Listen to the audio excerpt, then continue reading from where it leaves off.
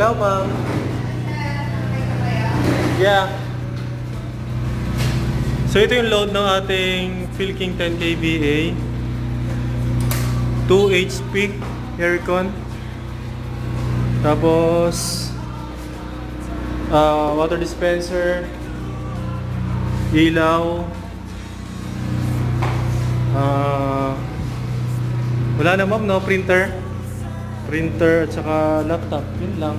Tapos yung kanyang equipments dito, ayan.